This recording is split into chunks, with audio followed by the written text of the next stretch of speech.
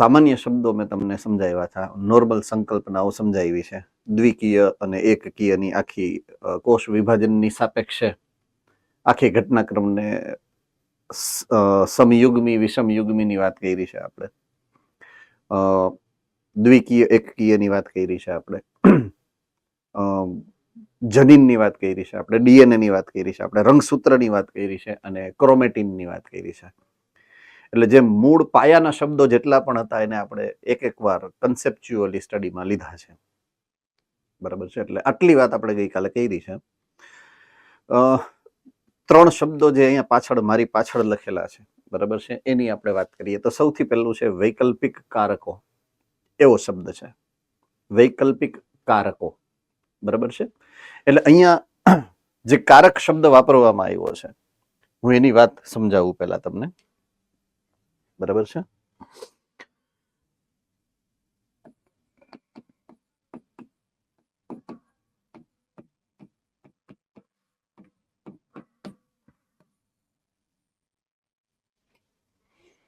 વૈકલ્પિક કારકો.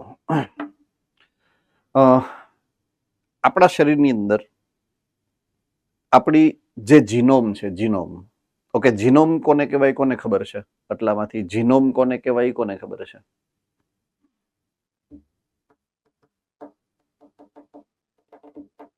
હું એક શબ્દ લખું છું, જીનોમ. આનું અર્થઘટન કોને ખબર છે? આનો અર્થ કોને ખબર છે? જીનોમનો, જીનોમનો અર્થ.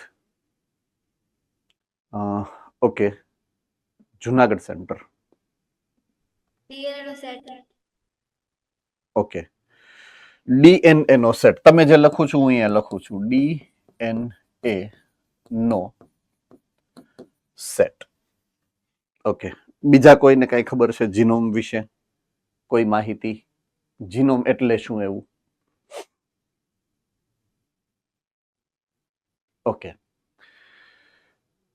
જીનોમ એટલે ડીએનએ નો સેટ થાય ખરો, પણ ડીએનએ નો સિંગલ સેટ થાય એવું આપણે રાખશું આપણે. એટલે કે એક સેટ. રેડી? આપણી અંદર જનીનના 2 સેટ છે ડીએનએ ના, ખબર છે ને? આપણે ગઈકાલે વાત કરી છે. એક તમને તમારી માતૃ પેઢીમાંથી મળેલો હોય અને એક સેટ તમને તમારી પિતૃ પેઢીમાંથી મળેલો હોય, એવી આપણે ગઈકાલે ચર્ચા કરેલી છે. તો આપણા શરીરની અંદર ડીએનએ ના 2 સેટ આવેલા હોય, બરાબર છે. તો એ 2 સેટ અલગ છે. એક સેટ આખો અલગ છે, બીજો સેટ આખો અલગ છે. 2 અલગ અલગ વ્યક્તિઓએ તમને આપેલા છે. એટલે જે સિંગલ સેટ હોય ને, એક જ સિંગલ સેટ, એના માટે આપણે જીનોમ એવો શબ્દ વાપરીએ છીએ. બરાબર છે. ઓકે, ભુજ સેન્ટર જોડાઈ ગયું છે. ઓલરાઈટ. ઓકે, તમારા માટે અમારે માથાકૂટ કરવી પડી આ બધા યારે. એ બધા કે ચાલુ કરો, મેં કીધું ના ના, ઓલી છોકરીને મેં કીધું પછી એના માટે થઈને તો આપણે ચેપ્ટર નંબર 4-5 શરૂ કર્યું છે. બાકી તમારા બધાનું તો રિવિઝન હતું આમ, હે ને? ચાલો, હજી શરૂઆત કરી છે. એક શબ્દ મેં લખ્યો છે વૈકલ્પિક કારકો. બરાબર, એનું અર્થ હું હવે સમજાવું છું, હજી સમજાવેલો નથી. એના માટે થઈ અને મેં એક શબ્દ લખ્યો છે જીનોમ. એવો શબ્દ લખેલો છે, જીનોમ. જીનોમ નો અર્થ હું સમજાવું છું કે ડીએનએ ના એક સિંગલ સેટ હોય ને એને જીનોમ કહેવાય.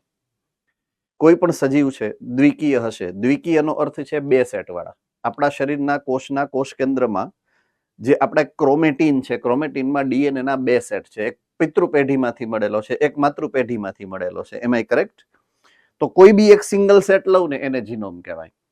હવે એનો સિમ્પલ અર્થઘટન કરવું હોય મારે, હાવ સાદું અર્થઘટન, તો મને કુલ જનીનોની સંખ્યા એક ડીએનએ ના સેટમાં અને બીજા ડીએનએ ના સેટમાં એક સરખી જ હોય.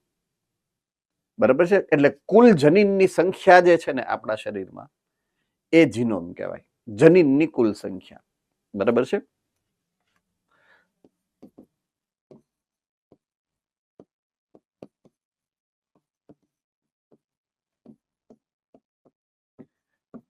આ પણ જીનોમનો જ અર્થ છે બીજો. કારણ કે તમને આપણા લગભગ અંદાજિત જનીનોની સંખ્યા જે હ્યુમન જીનોમ પ્રોજેક્ટ પ્રમાણે છે, બરાબર છે, એ 30,000 જેટલા છે જનીનો આપણામાં. કેટલા? લગભગ 30,000 જેટલા જનીનો આપણા જીનોમની અંદર છે. તો એ 30,000 નો એક સેટ તમને મળેલો છે તમારી માતૃપેઢી તરફથી, અને 30,000 ડીએનએ જનીનોનો આખો ડીએનએ નો સેટ તમને મળેલો છે એક તમારી પિતૃપેઢી તરફથી. બંને પેઢી તરફથી તમને 30,000 જનીનોના સેટ મળેલા છે. એનો અર્થ એ છે કે દાખલા તરીકે હું એમ કહું કે પહેલા નંબરનું આપણી પાસે ટોટલ 23 રંગસૂત્ર એક સેટમાં હોય, એમ આઈ કરેક્ટ? અને 23 રંગસૂત્રનો બીજો સેટ છે. તો દાખલા તરીકે હું પહેલા નંબરનું રંગસૂત્ર લઉં, પહેલા નંબરનું રંગસૂત્ર બે પેઢીનું, પિતૃપેઢીનું અને માતૃપેઢીનું. એમાં પહેલા નંબરનું જે જનીન હશે એ બેમાં એક જ લક્ષણને નિરૂપિત કરતું હોય. તો જનીનની જે સંખ્યા છે એ રંગસૂત્ર નંબર 1 નું પહેલું જનીન, પોઈન્ટ ટુ બી નોટેડ, જનીન નંબર 1 રંગસૂત્ર નંબર 1 નું બેયમાં સરખું હશે, લક્ષણ એક જ હશે, પણ લક્ષણની અભિવ્યક્તિ બેયમાં અલગ હોય ને. ચામડીનો રંગ મમ્મીનો અને પપ્પાનો એક સરખો નથી જ, આપણને ખબર છે, કરેક્ટ? તો અભિવ્યક્તિ બેયની અલગ છે. જનીન ભલે સરખા છે પણ અભિવ્યક્તિ બેયની, કારણ કે બેયના જે ન્યુક્લિયોટાઇડના એકમો છે એ એકબીજાથી અલગ છે. ન્યુક્લિયોટાઇડના ક્રમ બંનેના અલગ છે. લક્ષણ એક જ છે પણ એની અભિવ્યક્તિ અલગ છે. મીન્સ એલીલ અલગ છે, અભિવ્યક્તિ અલગ છે, કારક અલગ છે, જનીન સમાન છે. એટલે જનીન અને કારક વચ્ચેનો સંબંધ શું છે એ સમજાવું છું તમને. જનીન એટલે ગઈકાલની વ્યાખ્યા પ્રમાણે હેન્ડ રેઝ કરો, કોને ખબર છે જનીન? જનીનની વ્યાખ્યા, okay, Rajkot Gurukul center. DNA નો ચોક્કસ ભાગ જે રચનાત્મક અને કાર્યાત્મક નું નિયંત્રણ કરે. શેનું પણ? વારસાગમન માટે યસ, જરૂરી. વારસાગમન લક્ષણ જે છે આપણા વારસાગત લક્ષણ, એનું એક પેઢીમાંથી બીજી પેઢીમાં જવાનું જે ક્રિયાવિધિ છે એનું નિયમન કરે છે. વારસાગમનની ક્રિયાવિધિનું નિયમન કરશે, લક્ષણોનું વહન કરે છે, રાઈટ? તો એ જનીન એક પેઢીમાંથી બીજી પેઢીમાં જાય છે, તો મારી જે પેઢી છે એ જ મારી વાઈફની પેઢી થાય ને. પોઈન્ટ સમજો તમે.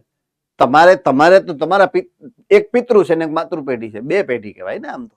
સિંગલ તમે ઇન્ડિવિજ્યુઅલ તમારી જગ્યાએ તમારી જાતને મૂકો તો તમારી અંદર બે જગ્યાએથી જનીનો આવે છે. એક તમારી મમ્મી એટલે કે માતૃ પેઢીમાંથી આવે છે, કે તમારા પપ્પા એટલે કે પિતૃ પેઢીના ડીએનએ તમારી અંદર આવે છે. એટલે તમારા જે ડીએનએ અથવા તો તમારા જે જીનોમ છે, જીનોમ, એ જીનોમની અંદર બે સેટના ડીએનએ તમને આ રીતે મળશે. I hope I am very clear in your mind. તમારા મગજમાં હું જે સમજાવવા માંગુ છું એ પૂરેપૂરું અને પ્રોપરલી બેસે છે. તો જનીન એક છે. દાખલા તરીકે એક લક્ષણની વાત કરું, ઊંચાઈ, તો ઊંચાઈનું તમને બે જનીન અલગ અલગ પેઢીમાંથી મળે છે. તો જનીન લક્ષણ એક છે, ઊંચાઈ, તો એ ઊંચાઈનું જનીન જે છે એના બે સ્વરૂપ તમને મળશે. એક પિતૃ પેઢીમાંથી આવશે અને એક માતૃ પેઢીમાંથી આવશે. એને કારક કહેવાય. એક કારક તમને પિતૃ પેઢીમાંથી મળશે, એક કારક તમને માતૃ પેઢીમાંથી મળશે. જનીન એક પણ કારક બે. બે વિકલ્પ છે તમારી પાસે. કાં તો તમે માતૃ પેઢીના લક્ષણને સિલેક્ટ કરશો, કાં તો તમે પિતૃ પેઢીના લક્ષણને સિલેક્ટ કરો અભિવ્યક્તિ માટે. એટલા માટે એના માટે શબ્દ વાપર્યો છે વૈકલ્પિક કારક. વિકલ્પ છે તમારી પાસે બે લક્ષણ માટે. એક જ લક્ષણની અભિવ્યક્તિના બે જનીનો તમને અલગ અલગ કારકો મળ્યા છે. એક કારક એક પિતૃ પેઢીમાંથી આવશે, એક કારક તમને માતૃ પેઢીમાંથી મળશે, અને બેમાંથી જે તમારે અભિવ્યક્ત કરવું છે, તમારા માટે શ્રેષ્ઠ હશે, એ તમારા કોષો અભિવ્યક્ત કરાવશે. એટલા માટે શબ્દ વાપરવામાં આવે છે વૈકલ્પિક કારકો. વૈકલ્પિક કારકનો પ્રોપર મતલબ તમને સમજી ગયો હશે એવું હું માનું છું. તો વૈકલ્પિક કારકનો મતલબ થાય જનીનના બે વૈકલ્પિક સ્વરૂપો છે તમારી પાસે, બરાબર છે? કોઈ પણ પેઢીમાંથી માતૃ પેઢીમાંથી આવેલો અને કોઈ પણ પેઢીના પિતૃ પેઢીમાંથી આવેલો. એટલે બે વૈકલ્પિક સ્વરૂપો તમારી પાસે હશે. એ સ્વરૂપોને કારક કહેવાય. રેડી? દાખલા તરીકે ઊંચો અને વામન એટલે કે નીચો, આ બે એલીલ છે, બરાબર છે? જે કોઈ પણ પાત્ર એટલે વનસ્પતિ હશે, પ્રાણી હશે, એની ઊંચાઈ કે લંબાઈ માટે જવાબદાર જનીનનું એક સ્વરૂપ છે, બરાબર છે? તો બે વિકલ્પ છે એની પાસે. એક ઊંચા બનવા માટે છે, એક નીચા રહેવા માટે છે. એટલે બે વિકલ્પ છે. એક જનીનમાંથી એને ઊંચાઈ માટેનું કારક મળશે અને એ જ જનીન બીજી પેઢીમાંથી એને નીચા હોવા માટેનું કારક મળશે. પછી એ ઇન્ડિવિજ્યુઅલ અથવા તો એ વ્યક્તિગત સજીવ એ બેમાંથી એક કારકને અભિવ્યક્ત કરાવશે. તો જો ઊંચાઈ માટેનું કારક અભિવ્યક્ત થાય તો એ છોડ અથવા તો એ વ્યક્તિ ઊંચો થશે, અને જો નીચા રહેવા માટેનું જે જનીન અભિવ્યક્ત થાય તો એ વ્યક્તિ નીચો રહેશે. કે પછી એ છોડ હોય કે પ્રાણી, વ્યક્તિ હશે કોઈ બી. બરાબર. ઓકે, બીજું છે સમયુગ્મી અને વિષમયુગ્મી. આ બે જે ગઈકાલે આપણે વાત કરી. સમયુગ્મી અને વિષમયુગ્મી એટલે શું થાય, કોને ખબર છે? ચાલો, સમયુગ્મી કોને કહેવાય અને વિષમયુગ્મી કોને કહેવાય?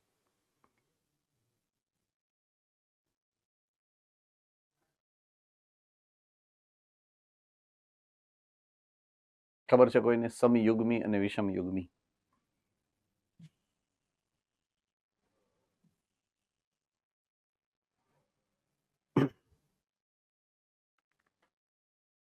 ઓકે,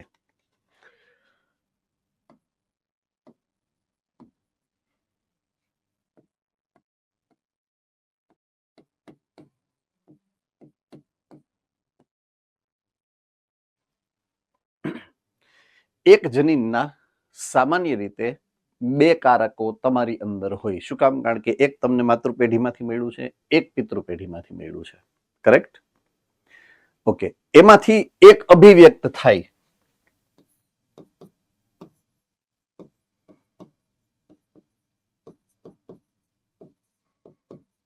અને એક અભિવ્યક્ત ન થાય.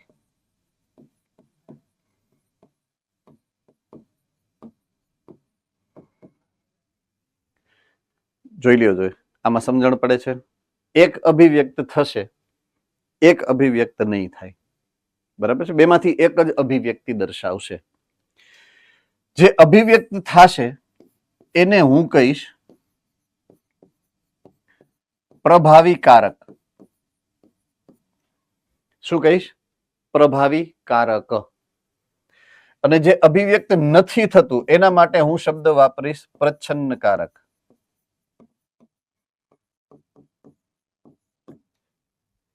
તો એક કારક પ્રભાવી હશે જે અભિવ્યક્ત થશે, અને એક કારક અભિવ્યક્ત ન થાય જેને હું કહીશ પ્રચ્છન્ન કારક.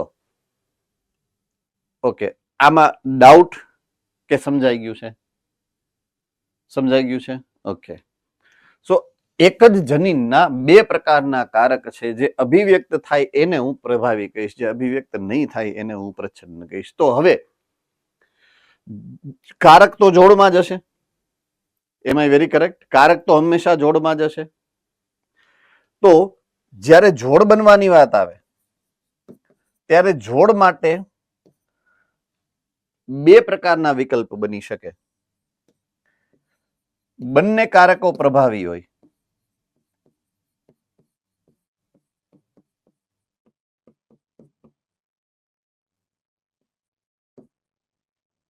રાઈટ? અથવા તો બંને પ્રચ્છન્ન કારક હોય.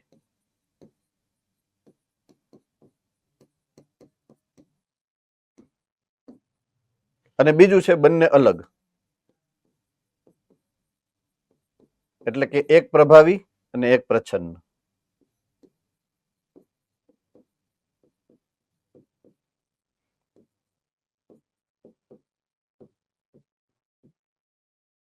બરાબર છે? તો આ જે પહેલો વિકલ્પ છે જેમાં બે સરખા હશે એને હું કહું સમયુગ્મી, અને જ્યાં નીચેનું છે એને કહેવાય વિષમયુગ્મી.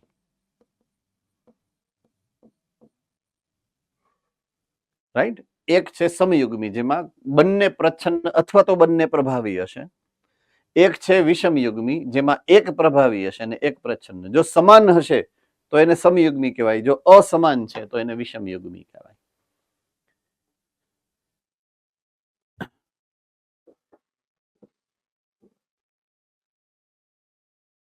ચાલો, ડાઉટ?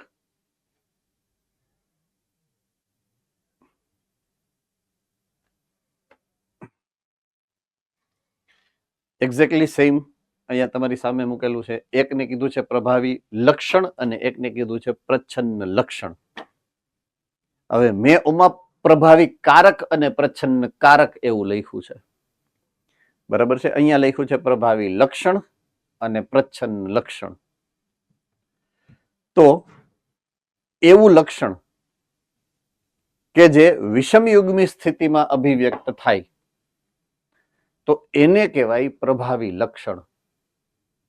આઈ રિપીટ, એવું લક્ષણ કે જે વિષમયુગ્મી સ્થિતિમાં અભિવ્યક્ત થાય તો એના માટે આપણે શબ્દ વાપરીએ છીએ પ્રભાવી લક્ષણ.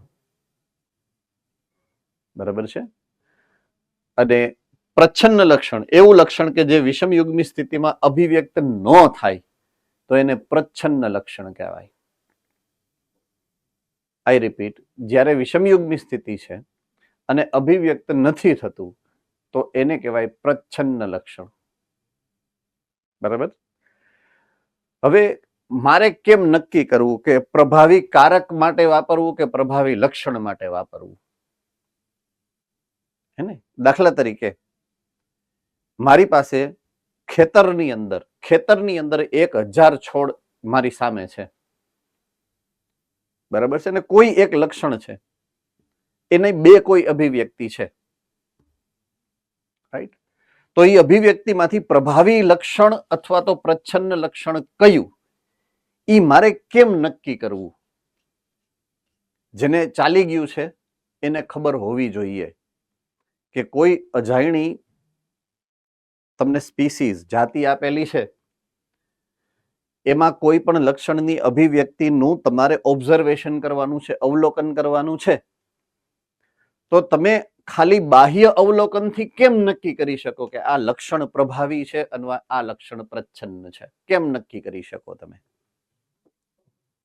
ચાલો, જેને થઈ ગયું છે એમાંથી જવાબ જોઈએ છે મારે.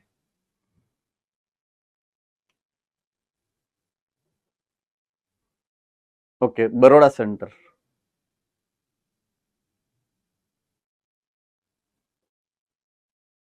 સર એમાં રેશિયો લઈશું અને જો રેશિયો વધારે આવશે કોઈ બી લક્ષણ તો કહી શકાય કે પ્રભાવી છે. એક્ઝામ્પલ થી કહી શકો. You are right, but with an example. જેમ કે અમારા ક્લાસમાં જો 15 સ્ટુડન્ટ છે, 15 માંથી 10 જણની આંખોનો રંગ કીકીનો રંગ કાળો છે અને 5 જણની બ્લુ છે, તો કહી શકાય કે કાળો રંગ છે એ પ્રભાવી લક્ષણ છે, જે બ્લુ છે એ પ્રચ્છન્ન છે. Exactly right. એકદમ પરફેક્ટલી સાચો જવાબ છે. તમારે એના જે લક્ષણ, જે સ્વરૂપનો અભ્યાસ કરો છો, જે લક્ષણ માટેનો, દાખલા તરીકે હું ઊંચાઈની વાત કરું. બરાબર છે કે 1000 છોડની મેં વાત કરી હતી. બરાબર કે મારા ખેતરમાં 1000 છોડ છે, એ છોડની ઊંચાઈ માપીશ તો એમાં અમુક છોડ મને ઊંચા મળશે ને અમુક છોડ મને નીચા મળશે. તો એની સંખ્યા મારે સરખાવવાની છે. ઊંચા છોડની સંખ્યા વધારે હશે તો પ્રભાવી લક્ષણ ઊંચાઈનું ઊંચા હોવાનું છે. બરાબર છે. અને જો નીચા છોડ વધારે મળશે તો એ સ્થિતિમાં મારે એવું સમજવું પડે કે નીચા હોવું એ પ્રભાવી લક્ષણ છે. તો લક્ષણ પ્રભાવી છે કે પ્રચ્છન્ન છે એની મેં વાત કરી છે. કારક પ્રભાવી છે કે પ્રચ્છન્ન છે એની નહીં. પોઈન્ટ ટુ બી નોટેડ. બે ઇન્ડિવિજ્યુઅલ અલગ રાશિ છે. જો આ વ્યાખ્યા જે તમને આપેલી છે એ મુજબ હું તમને સમજાવવાનો પ્રયત્ન કરું કે વિષમયુગ્મી સ્થિતિ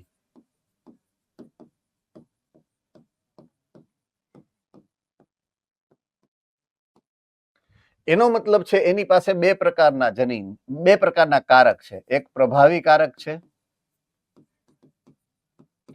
અને એની સાથે એક પ્રચ્છન્ન કારક છે. ચાલો, આ હમણાં તમને આની પહેલાની સ્લાઇડમાં મેં સમજાવ્યું વિષમયુગ્મી કોને કહેવાય, જેમાં એક પ્રભાવી છે અને એક પ્રચ્છન્ન છે. તો આ પ્રભાવી લક્ષણ આના ઉપરથી મળશે, આ અભિવ્યક્ત થશે.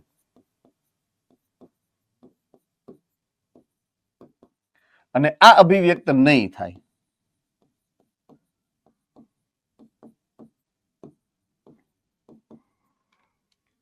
તો આ જે લક્ષણ બનાવશે ને, આ જે લક્ષણ બનાવશે એ લક્ષણને હું કહીશ પ્રભાવી લક્ષણ. अब समझ में आ गई बात पूरी. ई જે વ્યાખ્યામાં આપ્યું છે એ આવું આપ્યું છે કે જ્યારે વિષમયુગ્મી સ્થિતિ છે અને જે કારક અભિવ્યક્ત કરીને જે લક્ષણ બનાવશે ને એ લક્ષણ તમારા માટે પ્રભાવી લક્ષણ છે, અને જે નથી થતું અભિવ્યક્ત, બરાબર છે, એ બીજા નંબરનું પ્રચ્છન્ન લક્ષણ હશે. એ અમુકમાં થાય પાછું, બરાબર ને. આપણે ક્લાસની અંદર દાખલા તરીકે 20 છોકરા કે 25 છોકરા બેઠા હોય તો 2 કે 3 માં એ લક્ષણ ઉત્પન્ન થાય. આપણા પૂર્વજન્મના લક્ષણ હોય ને, આની પહેલાની જાતિના, હે ને? સમજી ગયા ને તમે હું જે કહેવા માંગુ છું પરફેક્ટલી? તો એ જાતિ ભલે આપણે અમુક અમુક લક્ષણો આપણા વહ્યા ગયા હોય, દાખલા તરીકે પૂંછડી વહી ગઈ હોય, કાન માપના થઈ ગયા હોય, આ મોઢામાં પાછું આમ શેપ પરફેક્ટ થઈ ગયો હોય, પણ અંદરનો જીવ હજી એવો ને એવો રહ્યો હોય, ઘણામાં એવું થઈ શકે. એટલે એ અભિવ્યક્ત થાય, પણ એ પ્રચ્છન્ન લક્ષણ છે. પ્રભાવી બધા લગભગ તમે ડાયા જ છો. આ તો હું તો પાકિસ્તાનના છોકરાઓની વાત કરું છું, તમારી વાત નથી, બરાબર ને? તમે તો બહુ જ ડાયા છો બધા, એટલે આ આપણા માટે છે જ નહીં. પાકિસ્તાન, બાંગ્લાદેશ, ત્યાંના છોકરાઓની વાત છે, તમારી નથી ટૂંકમાં, હે ને? ચાલો નેક્સ્ટ સેટ ઉપર જઈએ આપણે વ્યાખ્યામાં.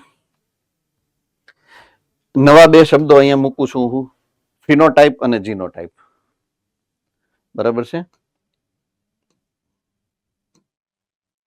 ફિનોટાઇપ અને જીનોટાઇપ. ઓકે, હવે પ્રભાવી કારકને પોઈન્ટ સમજો. પ્રભાવી કારકને જ્યારે મારે પ્રદર્શિત કરવું છે, લખવું છે, બરાબર છે, અવલોકન કરી અને આપણે જે નોટ ડાઉન કરતા હોય લખવું છે, નિરૂપિત કરવું છે, તો એની એક સંજ્ઞા હશે, એનો એક કોડ વર્ડ વાપરવાનો છે ABCD પ્રમાણે, બરાબર છે. ઉદાહરણ આપું હું તમને. મારે કોઈ એક લક્ષણની વાત કરું, દાખલા તરીકે ઊંચાઈ, આપણે જેની વાત કરીએ છીએ અહીંયાથી જ આગળ વધીએ, એટલે કે હાઈટ. તો મારી પાસે 2 વિકલ્પ હશે. કાં તો છોડ લાંબા હશે, બરાબર છે, અને કાં તો છોડ ટૂંકા હશે.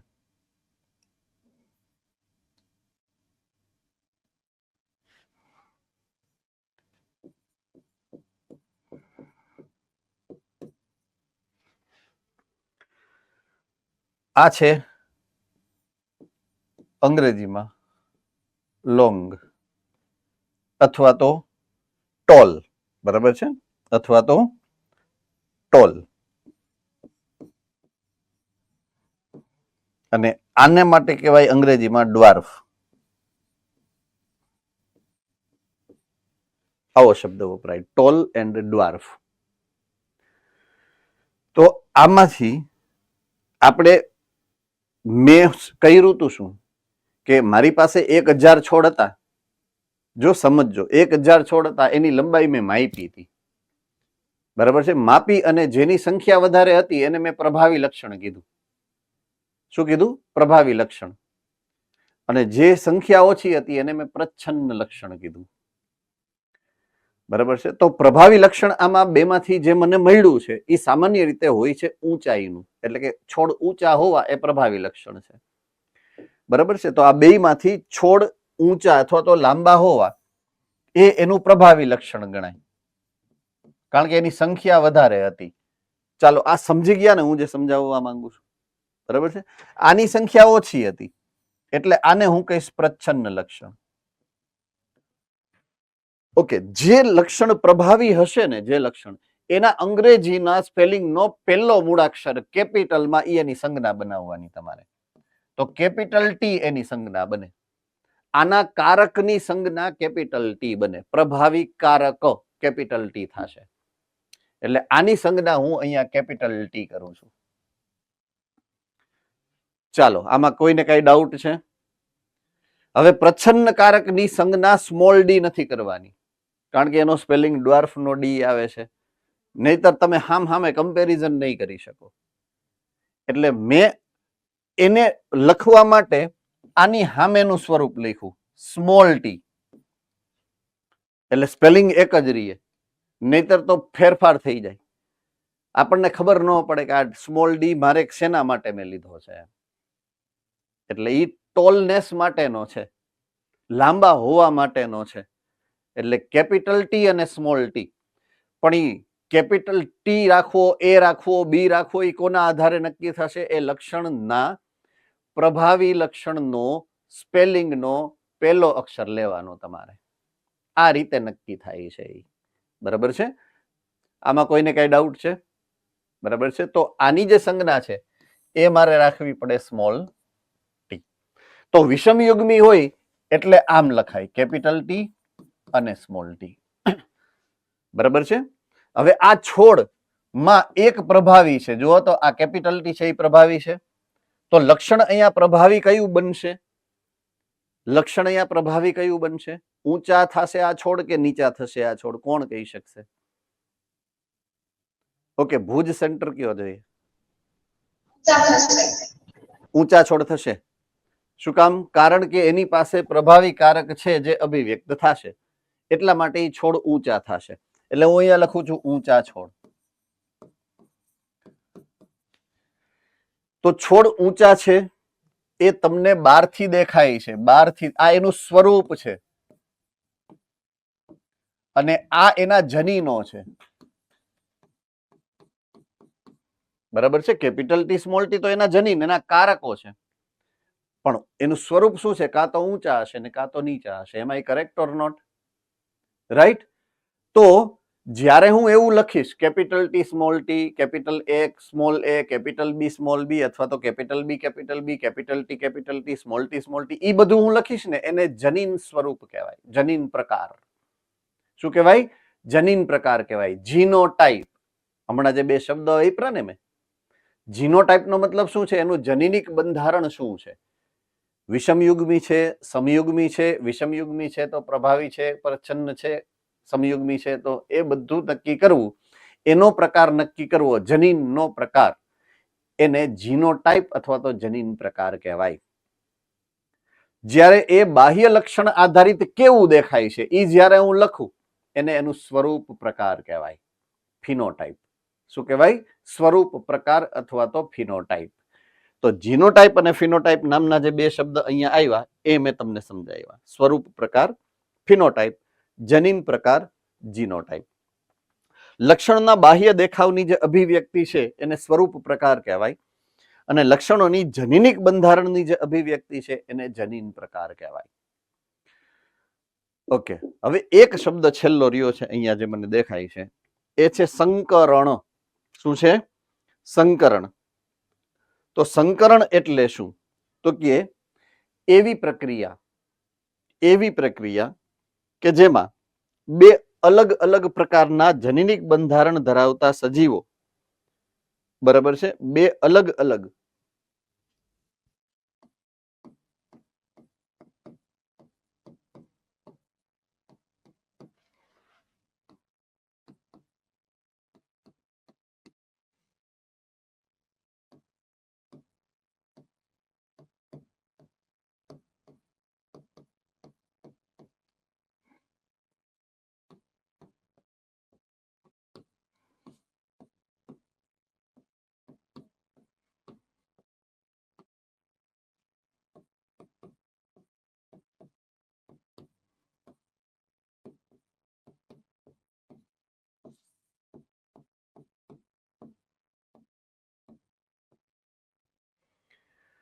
તો બે અલગ જનીનિક બંધારણ ધરાવતા કોઈ સજીવ હોય એની વચ્ચે જ્યારે તમે લિંગી પ્રજનન કરાવશો, નરજન્યુ અને માદાજન્યુનું સંયુગ્મન ફલન કરાવીને, તો એ પ્રક્રિયાને સંકરણ કહેવાય. બરાબર છે? તો સંકરણની સામાન્ય પ્રતિક્રિયાઓ કુદરતી રીતે પણ થાય છે. બરાબર છે?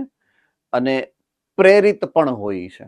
આપણે ઇન્ટેન્શનલી એટલે કે પ્રયોગ દરમિયાન આપણે નિશ્ચિત જાતિ કોઈ હશે એના બે અલગ અલગ સજીવો, એકને નર તરીકે એકને માદા તરીકે સ્વીકારી અને એમની વચ્ચે આપણે સંકરણ કરાવતા પણ હોઈએ છીએ. પ્રેરિત સંકરણ કહેવાય. બરાબર છે?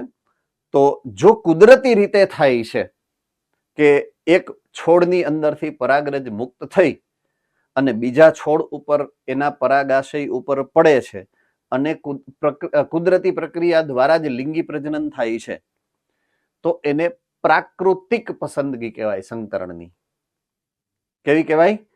પ્રાકૃતિક પસંદગી. તો સંકરણનો પહેલો પ્રકાર છે નેચરલ સિલેક્શન.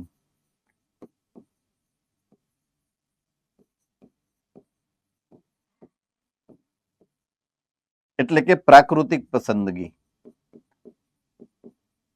અથવા તો નૈસર્ગિક આ શબ્દ પણ છે.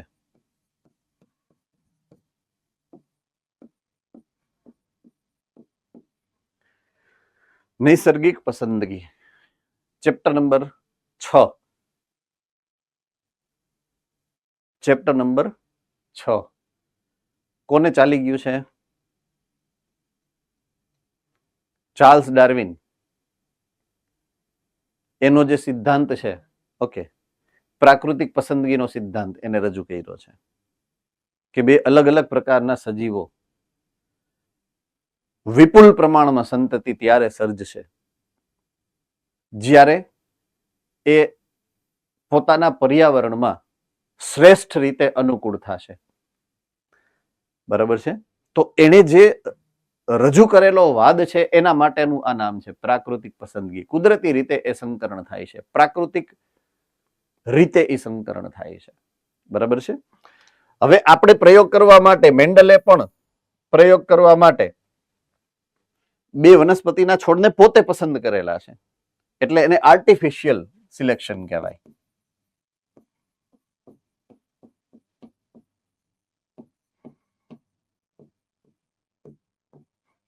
એટલે કે કૃત્રિમ પસંદગી.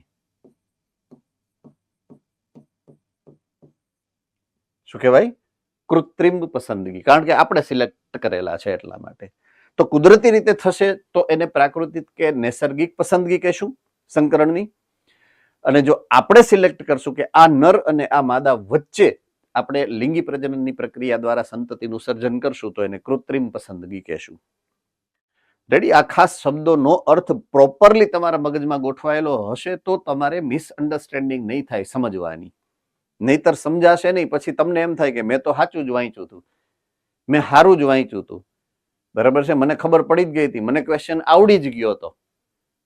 પણ હકીકતમાં એ ક્વેશ્ચન આવડ્યો જ ન હોય, કારણ કે તમારી મગજની અંદર જે સંકલ્પના છે એ અલગ પ્રકારની છે, તમે સમજ્યું છે અલગ, હકીકતમાં એ મુદ્દો જ આખો અલગ હતો.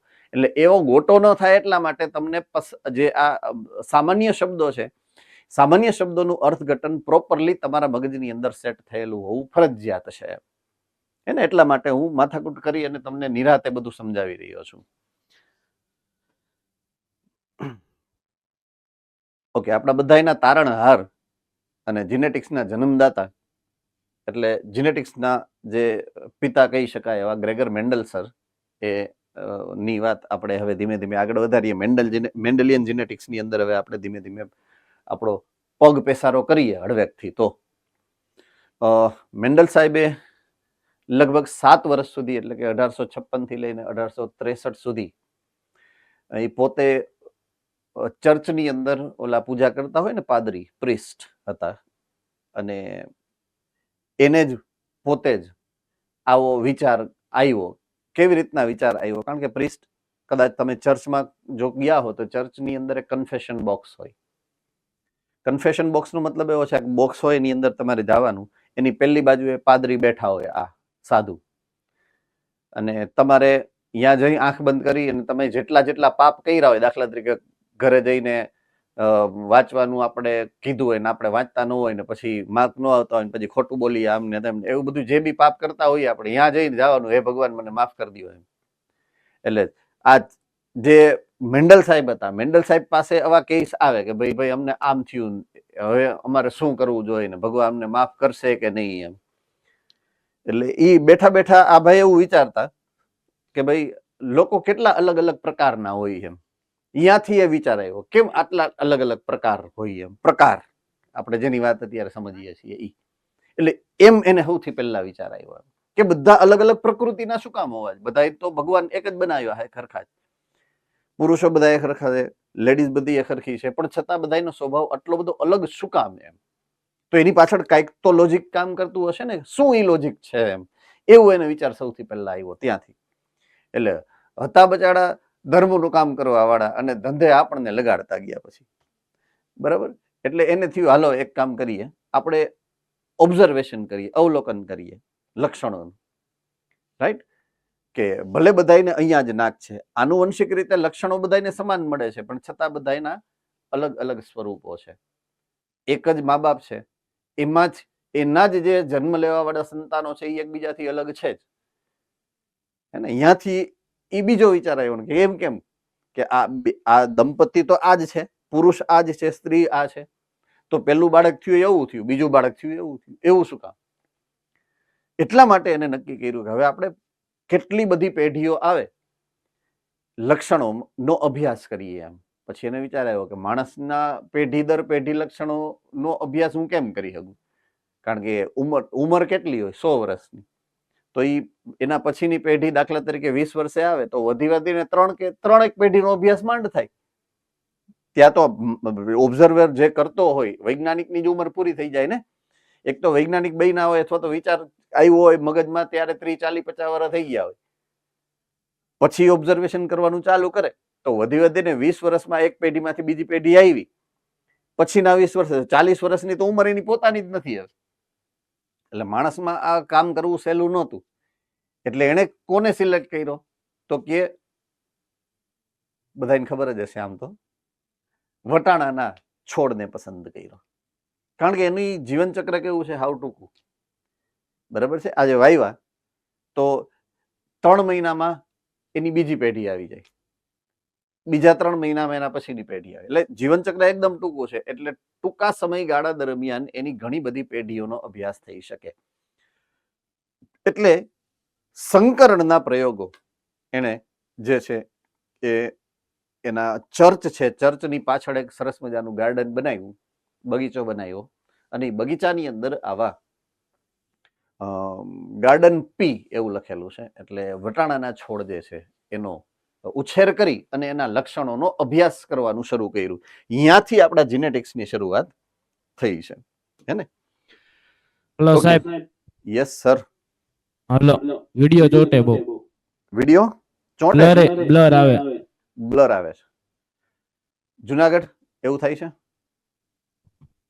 ઓકે. ભુજ એવું થાય છે? નહીં. ઈડર એવું થાય છે? નહીં. ભાઈ તમારા નેટમાં પ્રોબ્લેમ છે ત્યાં સેન્ટરમાં, રાજકોટ. બીજા સેન્ટરમાં કોઈ પ્રોબ્લેમ નથી ટાઈપનો. ઓકે. વટાણાના છોડ માં એને જે પ્રયોગ કર્યા એ પ્રયોગની અંદર જે સંકરણની વાત મેં તમને સમજાવી છે, સંકરણ, બરાબર છે?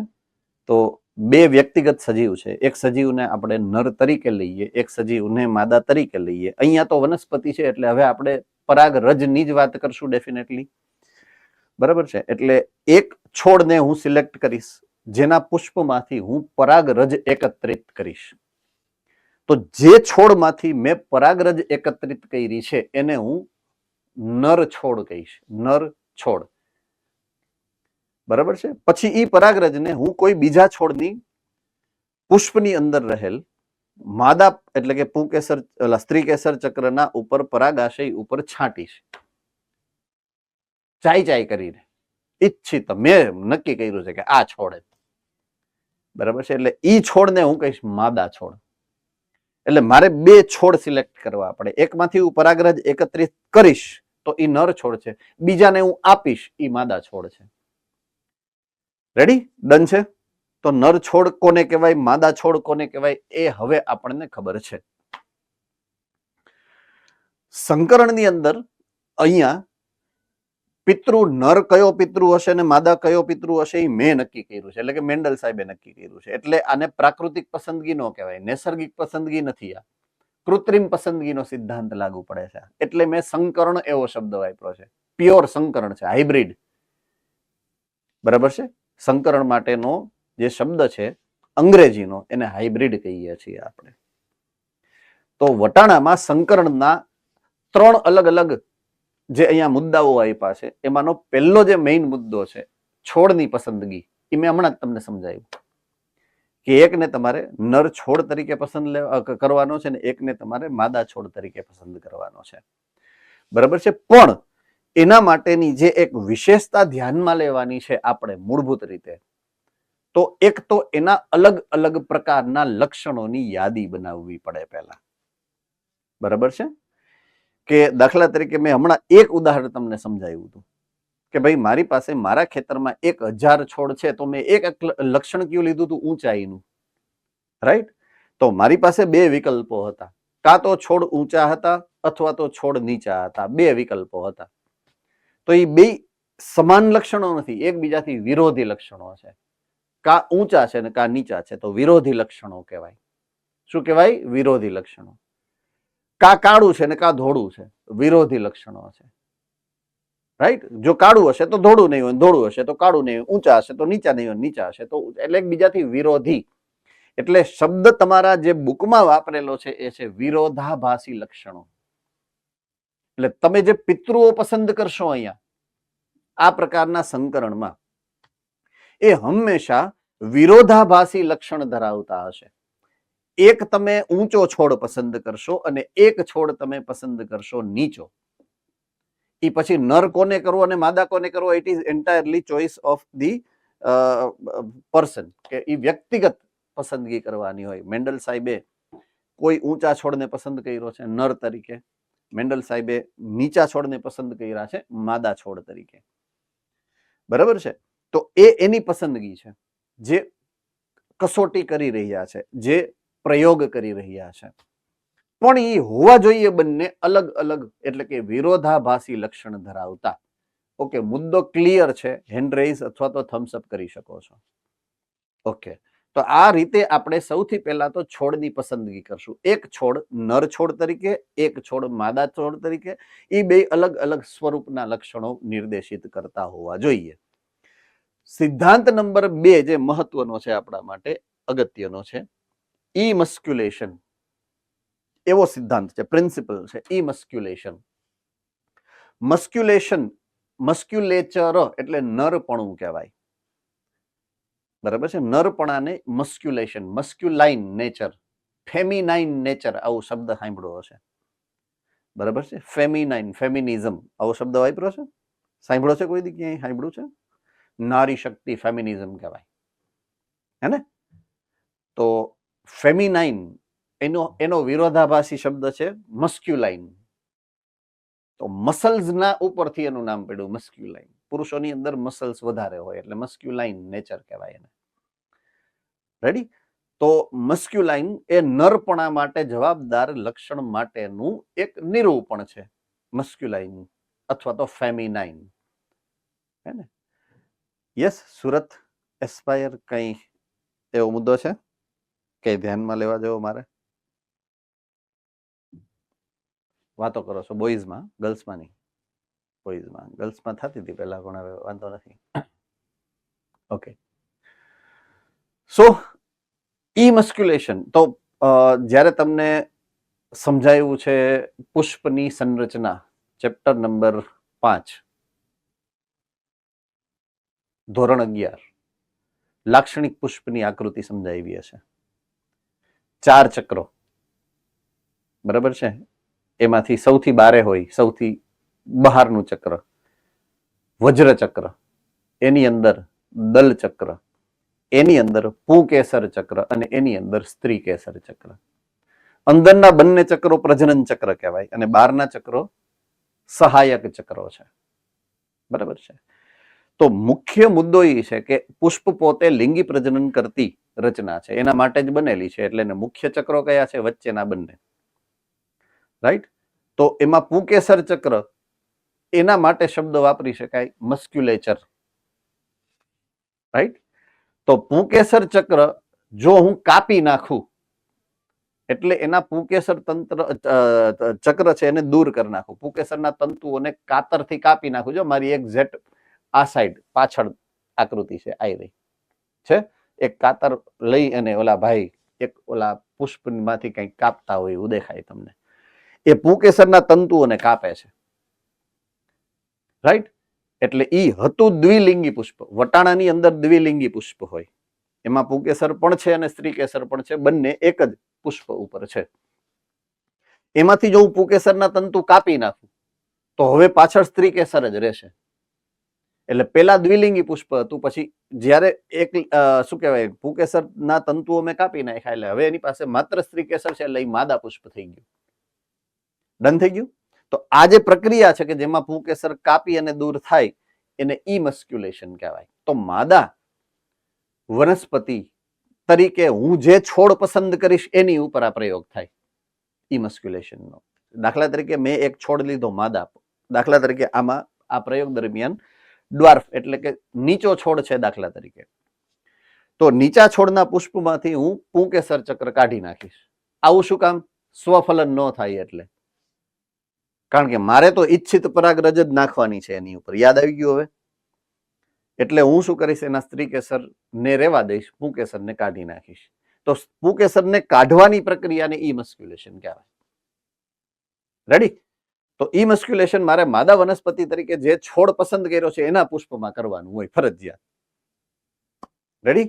તો ઈ એક પોઈન્ટ ખાસ એમાં યાદ રાખવાનો છે તમારે કે માદા વનસ્પતિ દ્વિલિંગી પુષ્પ ધરાવતી હોય તો જ ચીપિયાની મદદથી પુષ્પકલિકામાંથી પરાગાશયને તેનું સ્ફોટન થાય પહેલા દૂર કરવાનું, એટલે સ્વપરાગનયન ન થાય. તો આ પ્રક્રિયાને નરવંધીકરણ પણ કહેવાય. નરવંધીકરણ ગુજરાતી, ઇમસ્ક્યુલેશન નું ગુજરાતી થાય નરવંધીકરણ. હે ને? ઓકે. હવે એના પછીની ટેકનોલોજી છે પરાગનયન. પરાગનયન તો જે નર છોડ તરીકે પસંદ કર્યો છે એમાંથી મારે પરાગરજ એકત્રિત કરવાની છે અને એ મારે છાંટવાની છે. ક્યાં? તો કે જેમાં માદામાં ઇમસ્ક્યુલેશન કર્યું છે એ છોડ ઉપર. બરાબર છે? તો પરાગાશયમાંથી મુક્ત કરેલી પરાગરજને સ્ત્રીકેસરના પરાગાસન સુધી સ્થળાંતર કરાવવાની પ્રક્રિયા પરાગનયન કહેવાય. બરાબર છે? એક હજી વધારાનો સિદ્ધાંત છે જે આમાં લખેલ નથી, એ છે બેગિંગ. તમારી બુકમાં લખેલો છે બેગિંગ. ઇમસ્ક્યુલેશન શું કામ કર્યું છે આપણે? ઇમસ્ક્યુલેશન શું કામ કર્યું છે કોને ખબર છે? અમરેલી સેન્ટર બોલો. ચાલો અમરેલી સેન્ટર આ વખતે બોલો જોઈએ.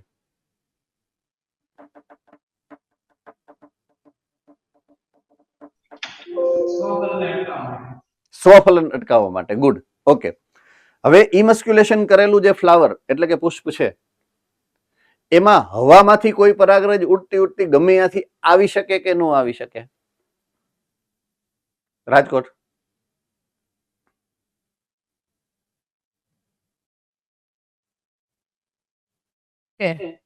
આવી શકે? ફલન ન કરી શકે. હે? કરી શકે પણ તમે નક્કી કરી લ્યો. જવાબ પહેલા ફાઇનલ આપી દો મને. આવી શકે એમ. હા. ઓકે. પછી ફલન કરી શકે. હા એમ. હવે રેડી.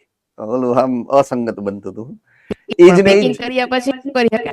આ પણ બેગિંગ ની વાત જ હવે આવશે ને. અહીંયા આવું દેવું ને, ભોગવા તો દે દો. એટલે બહારથી કોઈ બીજા છોડમાંથી સેમ જાતિનો છે એટલે અહીંયાથી પરાગરજ આવી શકે ને, પણ મારે એને આવવા નથી દેવાની. મારે તો મારા જે ઈચ્છિત પરાગરજ છે એને જ દાખલ કરવી છે ને એની સાથે. એટલે હું શું કરીશ, ઇમસ્ક્યુલેશન જેનું કર્યું છે ને એ છોડ જે છે એના પુષ્પ ઉપર એક કોથળી ઢાંકી દઈશ, કાગળની. ઓલી પ્લાસ્ટિકની નહીં, જબલું કાગળની. એટલે ઓલું ફૂલ અંદર બચાડું મૂંઝાઈ ન જાય. હે ને? એટલે એવી હું પેપર બેગ હોય એ ઢાંકી દઈશ. એને બેગિંગ કર્યું. પેપર બેગ, બેગ ઢાંકી કોથળી એટલે બેગિંગ કર્યું કહેવાય. તો ઇમસ્ક્યુલેશન અને બેગિંગ એક જ પુષ્પ ઉપર થાય. બેગિંગ એનું જ કરવાનું છે જેમાં ઇમસ્ક્યુલેશન થયું છે. એટલે ઇમસ્ક્યુલેશન એન્ડ બેગિંગ બે એક જ માદા પુષ્પના ઉપર જ આ કરવામાં આવતી બે પ્રક્રિયાઓ છે. બરાબર છે? તો પછી પરાગનયન કરવાનું. ઈચ્છિત પરાગરજ મેળવી નર છોડમાંથી અને તમે એની ઉપર છાંટો અને પછી એમાં જે બીજ બને એ બીજનો તમારે સંગ્રહ કરવાનો હોય.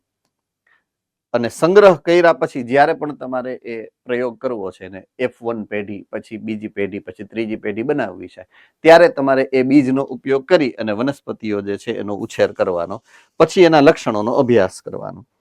એટલે આ રીતે સંકરણનું જે આખી પ્રોસેસ છે એ ચાલતી હોય. બરાબર છે?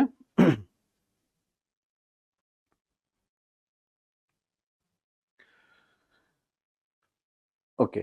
મેન્ડલે જે વટાણાના છોડને લીધા છે પ્રયોગમાં, એ વટાણાના છોડના અલગ અલગ પ્રકારના એને 7 લક્ષણોને ધ્યાનમાં લીધા છે.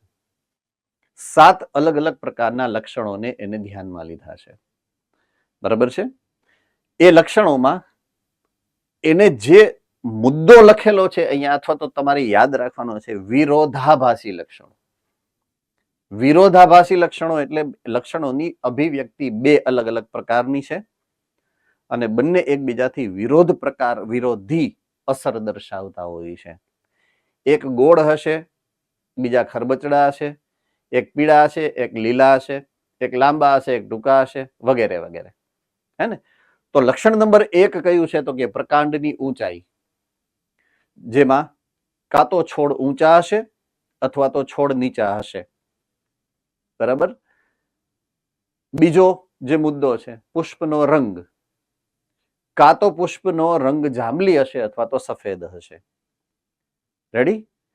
પછી પુષ્પનું સ્થાન, કાં તો અક્ષ જે એનો પડતો હોય, એટલે કે એક મુખ્ય જે આ ડાળી છે એમાંથી, મુખ્ય જે પ્રકાંડ છે એમાંથી જે ડાળી નીકળે છે એ ડાળીમાં એટલે કે કક્ષકલિકામાં હશે, અને કાં તો એ ડાળીના હાવ છેડે એટલે કે અગ્રકલિકા એ હશે. તો કાં કક્ષકલિકામાં પુષ્પ બનશે ને કાં તો અગ્રકલિકામાં પુષ્પ બનશે. બેમાંથી એક જગ્યાએ બનશે. રેડી?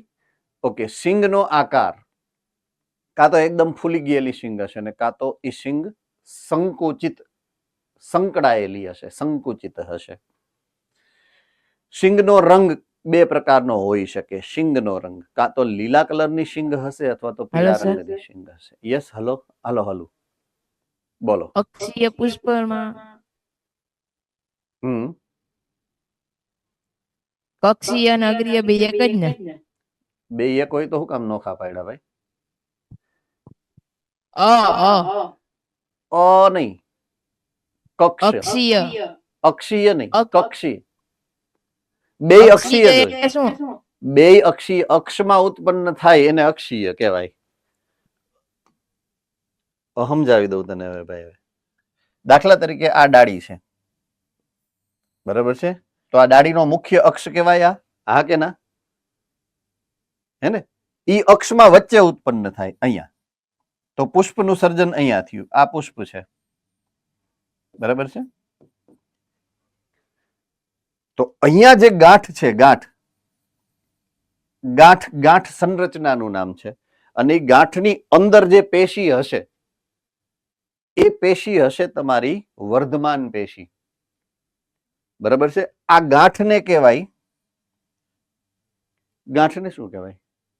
કે જ્યાંથી કાં તો પુષ્પ બનવાનું છે ને કાં તો પર્ણ બનવાનું છે, એને કલિકા કહેવાય. શું કહેવાય? કલિકા. એ જો આગળની બાજુએ હશે કલિકા તો એને અગ્રકલિકા કહેવાય, અને વચ્ચે હોય તો એને કક્ષકલિકા કહેવાય. તો 2 અક્ષ ઉપર જ છે. અક્ષના છેડે હોય તો એને અગ્રકલિકા કહેવાય, અક્ષની વચ્ચે હશે તો એને કક્ષકલિકા કહેવાય.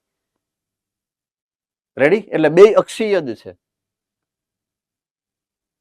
બોલો, ખબર પડી ગઈ? ઓકે, ડન છે. ચાલો હું પાછો વયો જાઉં જ્યાં હતો ત્યાં. તો કા અગ્રકલિકામાંથી ઉત્પન્ન થશે એટલે કક્ષીય પુષ્પ હશે, ને કાં તો અગ્રીય પુષ્પ હશે, ને કાં તો કક્ષકલિકામાંથી ઉત્પન્ન થશે, કક્ષીય પુષ્પ હશે.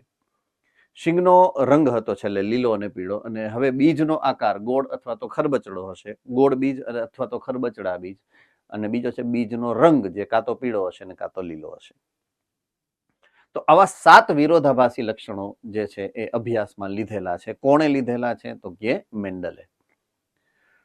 રેડી? આમાં કોઈને કઈ ડાઉટ? ઓકે.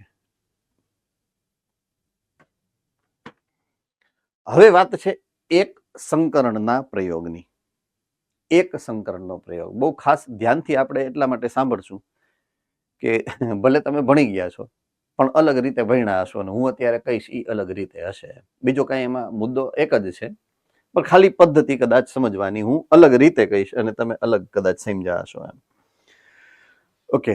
કોઈ પણ એક લક્ષણ આપણે લઈએ, કોઈ એક લક્ષણ.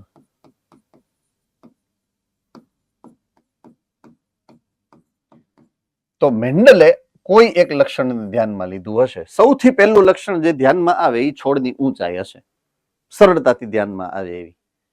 બરાબર છે. એટલે મેન્ડલે જે સૌથી પહેલું લક્ષણ ધ્યાનમાં લીધું ને એ આ હતું, છોડની ઊંચાઈ. અને એને જે માર્કઆઉટ કર્યું, જે ધ્યાનમાં લીધું, જે મુદ્દો એ હતો બે પ્રકારની અભિવ્યક્તિ, કાં તો ઊંચા છોડ છે અને કાં તો નીચા છોડ છે. વચગાળાની અભિવ્યક્તિ નથી. વટાણાના પુષ્પમાં વચગાળાની અભિવ્યક્તિ નથી. કાં તો છોડ ઊંચા થશે તો એક સમાન ઊંચા થશે, અને કાં તો છોડ નીચા થશે તો બધા એક સમાન નીચા થશે. થમ્સ અપ. ઓકે. તો છોડના ઊંચાઈ માટે એને તો જો એને જીનોટાઈપ બીનોટાઈપ કાંઈ ખબર નથી ભાઈ. સૌથી પહેલા તમારે મગજમાં આ ઘુસાડવાનું છે કે આની પહેલા કોઈએ જનીન શું છે એની ખબર જ નથી, કારક શું છે એ ખબર જ નથી. એને ખાલી લક્ષણની જ ખબર પડે છે. મેન્ડલે જ્યારે પ્રયોગ કર્યા ત્યારે એને માત્ર લક્ષણના આધારે, અવલોકનના આધારે, દેખાય છે કેવું એને આધારે નક્કી કર્યું છે. કાં તો છોડ ઊંચા દેખાય છે ને કાં તો છોડ નીચા દેખાય છે. એટલે એને બાહ્ય સ્વરૂપ એટલે કે સ્વરૂપ પ્રકારની જ વાત કરી છે. એને જીનોટાઈપ કેપિટલ ટી ને સ્મોલ ટી તમે સૌથી પહેલા જે ચાલુ કરો ને ત્યાંથી એને ખબર જ નહોતી એવી. મેન્ડલને ક્યાં ખબર હતી કેપિટલ ટી આને કહેવાય અને સ્મોલ ટી આને કહેવાય? એ તો પુનઃ સંશોધન થયા પછીની વાત છે. રેડી? એટલે ખાસ યાદ રાખવું, મેન્ડલના પ્રયોગમાં શરૂઆત કેપિટલ ટી ને સ્મોલ ટી થી કરવી નહીં, પરીક્ષામાં ખોટું પડે. એને ખબર જ નહોતી કેપિટલ ટી ને. એને ક્યાં જીનોટાઈપ ની ખબર હતી? એને ફિનોટાઈપ ની જ ખબર હતી, સ્વરૂપ કેવા છે એની જ ખબર હતી. અન્ડરસ્ટુડ? ઓકે. હવે ખાસ જે આપણે નોંધવાનું છે કે એને પિતૃ પેઢી તરીકે એટલે કે પેરેન્ટ તરીકે જે લીધા છે એને પી કહેવાય. કેપિટલ પી, પેરેન્ટ એટલે પી. એક એને નર છોડ લીધો હશે અને એક લીધો હશે માદા છોડ. દાખલા તરીકે નર છોડ જે લીધો હશે એ ઊંચો છોડ લીધો છે અને માદા તરીકે જે લીધો છે એ નીચો છોડ લીધો છે. હવે ખાસ એક જે ઇમ્પોર્ટન્ટ શબ્દ અહીંયા વાપરવામાં આવે છે પ્રયોગમાં, બુક્સની અંદર, એ છે શુદ્ધ સમયુગ્મી ઊંચા અને શુદ્ધ સમયુગ્મી નીચા. ચાલો, આ શબ્દો સાંભળેલા છે કોઈએ? કોણે સાંભળેલા છે આવા શબ્દો? શુદ્ધ સમયુગ્મી. Okay okay okay, right. હવે આનું અર્થઘટન શું થાય? આનો અર્થ શું કાઢવાનો? શુદ્ધ સમયુગ્મી નો અર્થ શું કાઢવાનો? Okay, Amreli centre.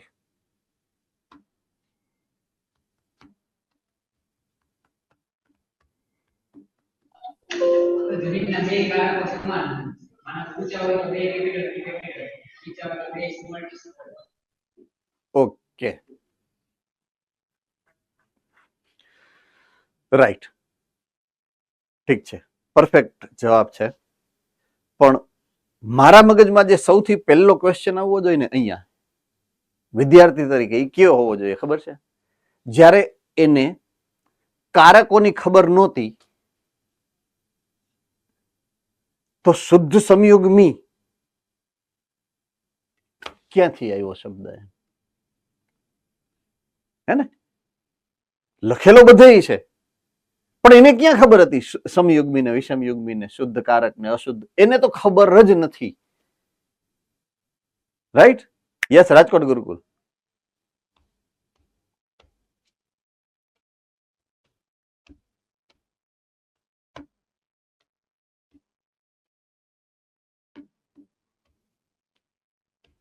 કસોટી સંક્રાંત દ્વારા ઊંચા ઊંચા વચ્ચે તો બધા ઊંચા જ જડે. તો વિષમ યુગ્મી હોય તો એમાં કરે તો એ નીચે જડે ને ઊંચે જડે, બે જડે. આન્સર પરફેક્ટ જ છે, સાચો જ છે, બરાબર છે.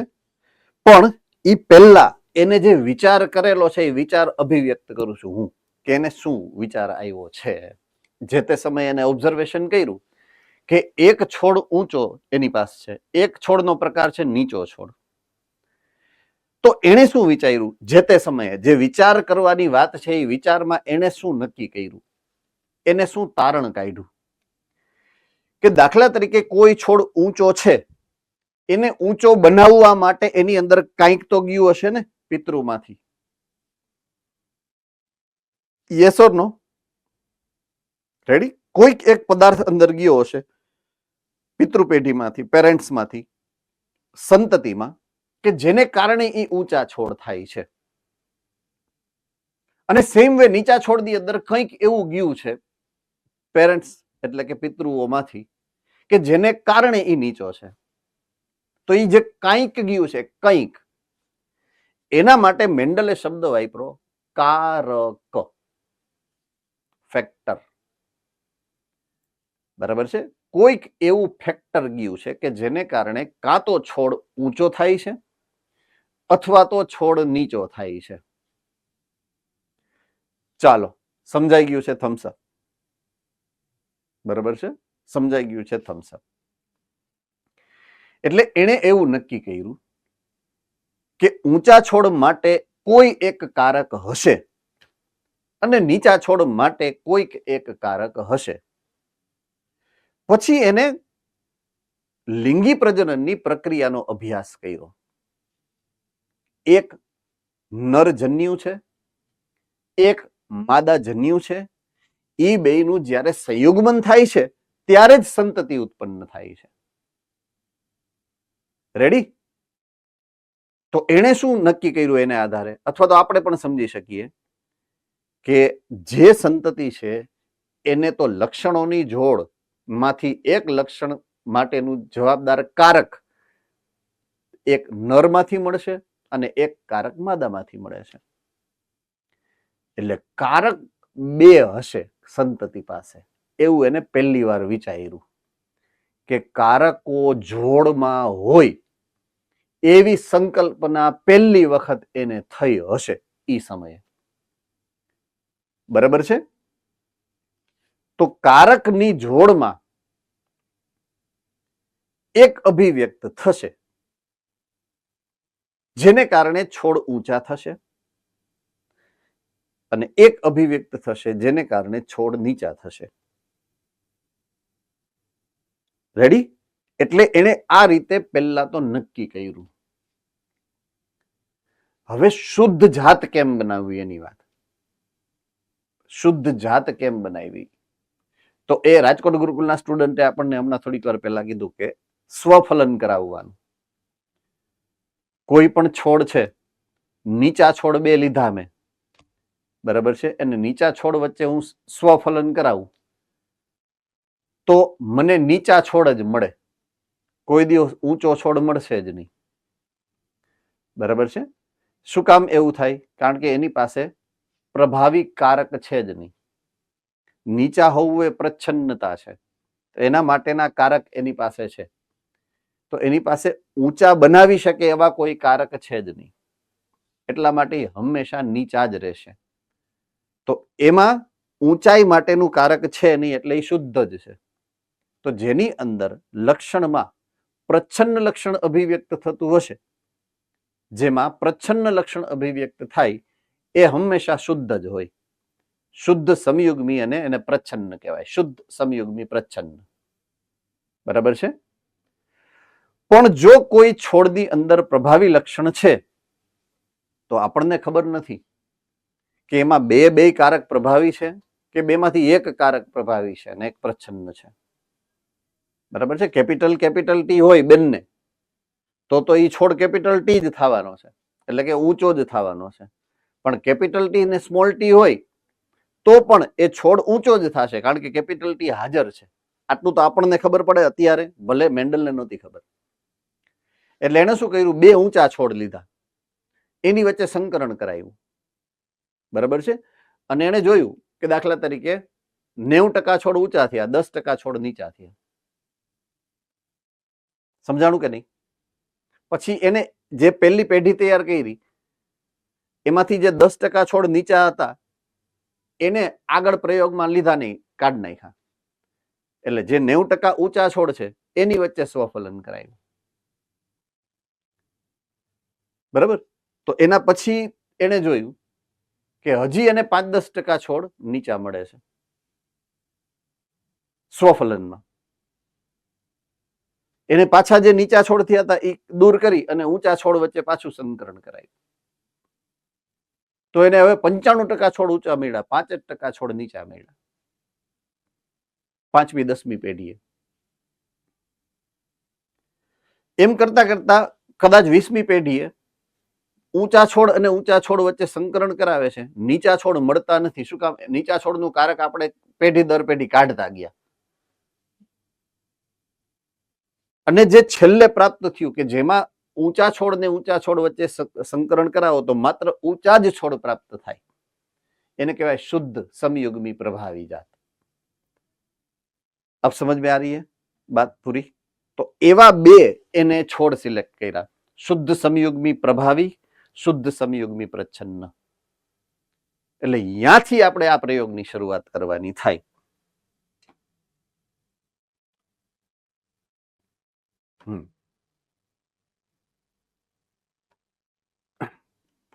તો એક એને પિતૃ લીધો ઊંચા છોડ, એક પિતૃ લીધો નીચા છોડ, એક સંકરણના પ્રયોગમાંથી. બરાબર છે?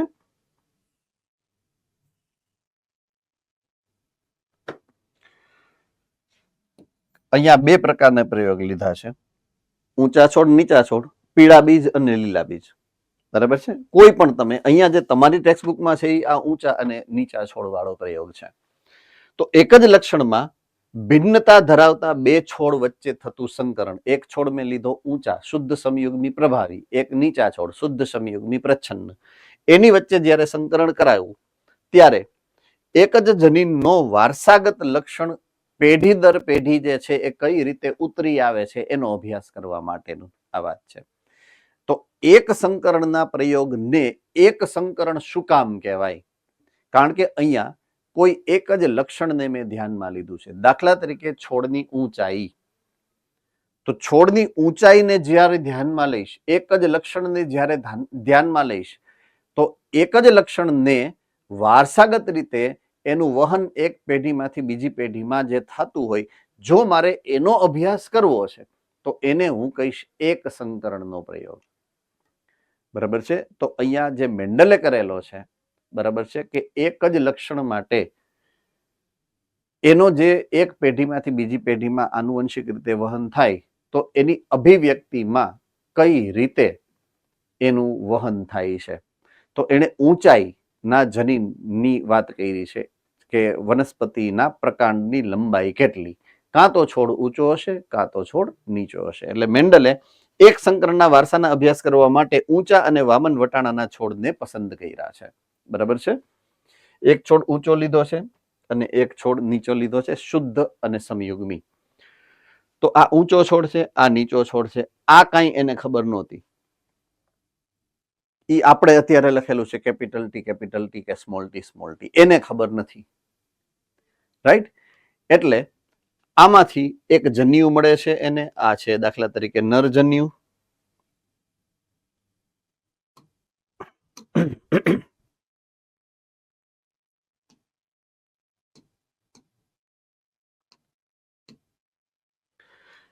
આ મેં લીધો નર છોડ, આ લીધો માદા છોડ.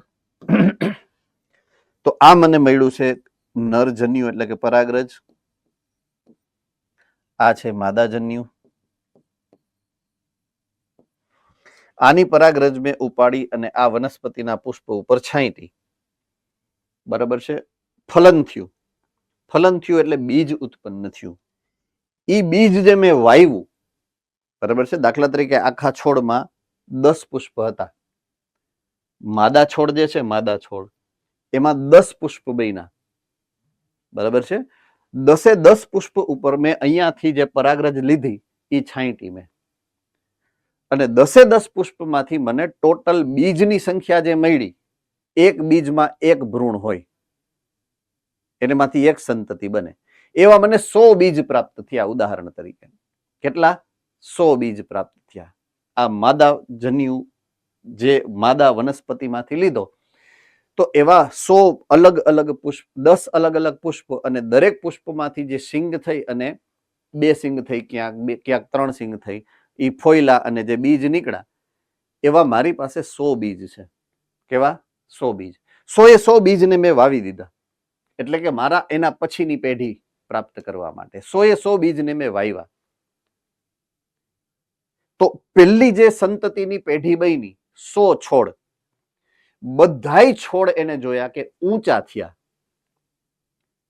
બરાબર છે? એની પાસે 2 પ્રકારના પિતૃ હતા. એક નર કે જે ઊંચા હતા, એક માદા જે નીચા છોડ હતા. એની પહેલી સંતતિની પેઢી હતી ને, એમાં જેટલી સંતતિઓ થઈ બધી કેવી થઈ? ઊંચા છોડ થઈ. રેડી? હવે એને શું કર્યું ખબર છે? જે પ્રથમ પેઢી હતી, પ્રથમ પેઢી એટલે F1, એના કોઈ પણ 2 છોડને સિલેક્ટ કર્યા. જો આ હતું ને, એ અલગ અલગ પ્રકારના છોડ હતા. અલગ અલગ. એટલે એને પરપરાગનયન કરાયું હતું પહેલા સેટમાં. પરફલન હતું, ઈ પરફલન. પણ એને પહેલી પ્રથમ સંતાન પેઢીના 2 છોડ સિલેક્ટ કર્યા, એમાં સ્વફલન કરાયું. બે એક જ પેઢીના સમાન માતા પિતામાંથી ઉત્પન્ન થયેલા 2 છોડ લીધા એને. બરાબર છે? એટલે સ્વફલન કરાયું એને. રેડી? તો એક છોડમાંથી પરાગરજ લઈ અને બીજા છોડમાં પરાગરજ નાખી, પણ બંને એક જ પેઢીના છે, પ્રથમ સંતાન પેઢીના છોડ છે, એમાં એને સ્વફલન કરાયું. તો એનાથી દાખલા તરીકે એના પછીની પેઢીના છોડમાં એને પાછા 100 બીજ મળ્યા. બરાબર છે? 100 બીજ પાછા મળ્યા એના પછીના પ્રયોગમાં, તમે F1 પેઢીના સ્વફલનમાંથી. એ 100 બીજ જ્યારે એને વાવ્યા, તો એમાંથી 75 છોડ લગભગ ઊંચા થયા અને 25 છોડ લગભગ નીચા થયા. રાઈટ? એટલે F1 સિબલિંગ સેલ્ફિંગ કર્યું. સેલ્ફિંગ કર્યું એટલે સ્વફલન કર્યું 2 છોડ વચ્ચે. બંને છોડ ઊંચા જ છે, અને 2 વચ્ચે જ્યારે સ્વફલન કરાયું, ત્યારે F2 પેઢીમાં એને જે પ્રાપ્ત થયું છે, એ F2 પેઢીમાં 75% છોડ ઊંચા થયા અને 25% છોડ નીચા થયા. તો મેન્ડલનો જે પ્રયોગ હતો એક સંકરણનો, એ તમારી સામે મૂકું.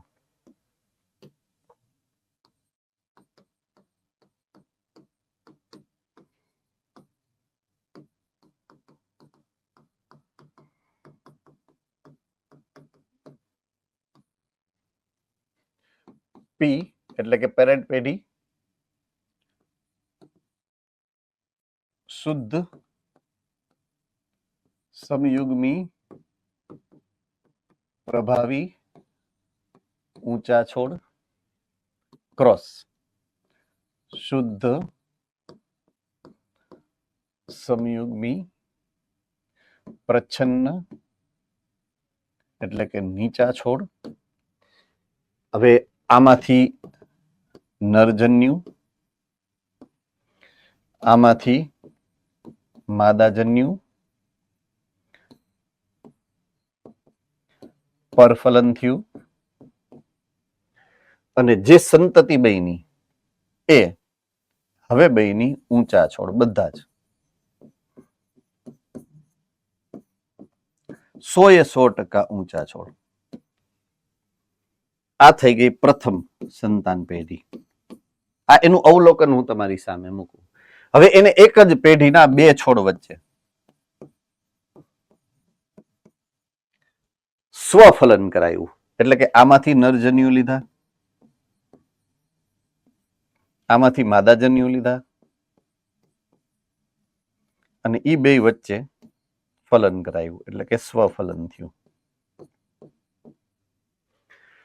સ્વફલનને કારણે એને 2 પ્રકારની સંતતિઓ મળી. અમુક છોડ ઊંચા થયા અને અમુક છોડ નીચા થયા. પર્સન્ટેજ વાઇઝ જોવા જઈએ તો 75% લગભગ ઊંચા થયા છોડ અને લગભગ 25% છોડ નીચા થયા. આ ઓબ્ઝર્વેશન એનું F2 પેઢીનું છે.